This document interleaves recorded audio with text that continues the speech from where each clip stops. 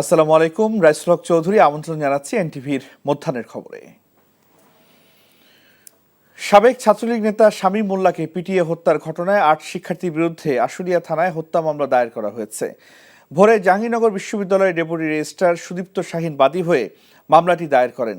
মামলায় আসামিরা হলেন সরকার ও রাজনীতি বিভাগের রাজন মিয়া ও একই বিভাগের রাজু আহমদ, ইতিহাস বিভাগের Zubair Ahmed, computer science and engineering বিভাগের সোহাগ মিয়া, ইংরেজি বিভাগের হামিদুল্লাহ সালমান ও একই বিভাগের Mahmudul Hasan Raihan, biotechnology and genetic engineering বিভাগের আহসান লাবিব ও ম্যানেজমেন্ট বিভাগের আতিকুজ্জামান আতিক।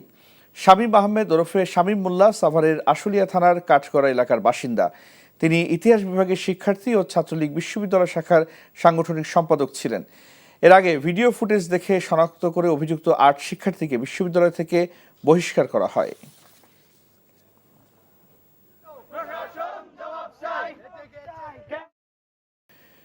এবার সাভারে মাদ্রাসা শিক্ষার্থী সুমন ইসলাম হত্যার ঘটনায় ক্ষমতাচ্যুত সাবেক প্রধানমন্ত্রী শেখ হাসিনা, তার বোন শেখ রেহানা সহ ৩৮৮ জনের বিরুদ্ধে মামলা দায়ের করা হয়েছে। সকালে এই মামলাটি দায়ের করেন সুমন ইসলামের মা কাজলী বেগম। মামলার অন্য আসামিরা হলেন ওবায়দুল কাদের, সালমান ইফ রহমান, সাবেক স্বরাষ্ট্রমন্ত্রী আসাদুজ্জামান খান কামাল, আওয়ামী লীগের প্রেসিডিয়াম সদস্য শেখ ফজলুল করিম সেলিম, শাহজাহান খান, জাহাঙ্গীর কবির নানক, সাবেক আইনমন্ত্রী আনিসুল হক। মামলার এজাহারে বলা হয়, ৫ আগস্ট বাইপাইল বাসস্ট্যান্ডে পুলিশ বক্সের সামনে বৈষম্য বিরোধী আন্দোলনে অংশ নেয়া ছাত্র জনতার উপর নির্বিচারে গুলি চালায় পুলিশ। গুলিবিদ্ধ হয়ে মারা যান মাদ্রাসা শিক্ষার্থী সুমন ইসলাম। বিএনপির পক্ষ থেকে ২০ কোটি টাকার বেশি নগদ অর্থ এবং ত্রাণ সহায়তা বন্যা উপদ্রুত অঞ্চলে সহায়তা দেওয়া হয়েছে বলে জানিয়েছেন বিএনপি স্থায়ী কমিটির সদস্য ডাক্তার AZM জাহিদ হোসেন। সকালে সংবাদ সম্মেলন করে এই তথ্য জানান তিনি। বলেন, ৭ কোটি টাকার বেশি ত্রাণ তহবিলে জমা রয়েছে, যা দিয়ে বন্যা দুর্গত এলাকায় পুনর্বাসন কাজ চালানো হবে। গত ২৫ তারিখ থেকে আজ অবধি আমরা বিএনপি এবং বিএনপি পরিবার ২০ কোটি টাকারও অধিক নগদ আর্থিক এবং ত্রাণ সহায়তা, অর্থাৎ প্রতিটা জায়গাতেই মেডিকেল ক্যাম্প চলছে এবং মেডিকেল ক্যাম্পগুলোতে আমাদের ডাক্তাররা খালি যাচ্ছে তা না, ডাক্তার ওখানে স্থানীয় নেতৃবৃন্দের সহায়তায় ঔষধও পর্যাপ্ত পরিমাণ ঔষধ সেখানে বিনা পয়সায় সরবরাহ করা হচ্ছে।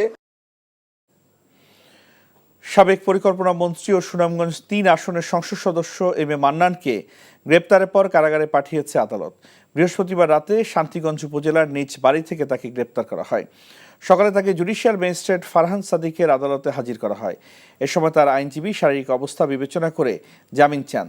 আদালত তার জামিন নাকচ করে জেল হাজতে পাঠানোর নির্দেশ দেন।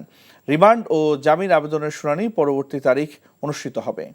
সুনামগঞ্জ শহরে গত ৪ আগস্ট ছাত্র জনতার আন্দোলনে হামলার ঘটনায় সদর মডেল থানায় মামলা করেন দুয়ারা বাজারের বাসিন্দা হাফিজ আহমেদ।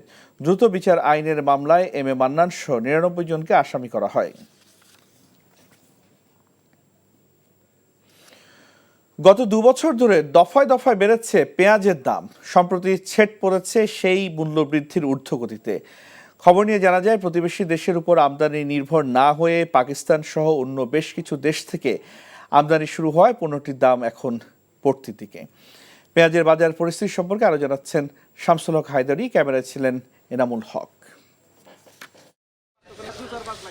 দেশে বছরে যে পরিমাণ পেঁয়াজ উৎপাদন হয় সে তুলনায় চাহিদার ঘাটতি থাকে প্রায় ৫ লাখ টন। এই ঘাটতি পূরণে বেশিরভাগ পেঁয়াজ আমদানি হতো ভারত থেকে। ফলে নানা কারণে ভারতের পেঁয়াজ রপ্তানি ব্যাহত হলে বাংলাদেশে বেড়ে যেত পণ্যটির দাম। বারবার এমন পরিস্থিতির পর আমদানিকারকরা অন্য বেশ কটি দেশ থেকে পেঁয়াজ আমদানি শুরু করে বলে জানান সংশ্লিষ্টরা। পাকিস্তান থেকে গত বছর মাত্র ২৩২ টন পেঁয়াজ আমদানি হয়। সেখানে এই বছর এই সময় অর্থাৎ পয়লা জুলাই থেকে আজ পর্যন্ত ৪,২০০ টনের উপরে বেশি পেঁয়াজ পাকিস্তান থেকে আমদানি হয়েছে।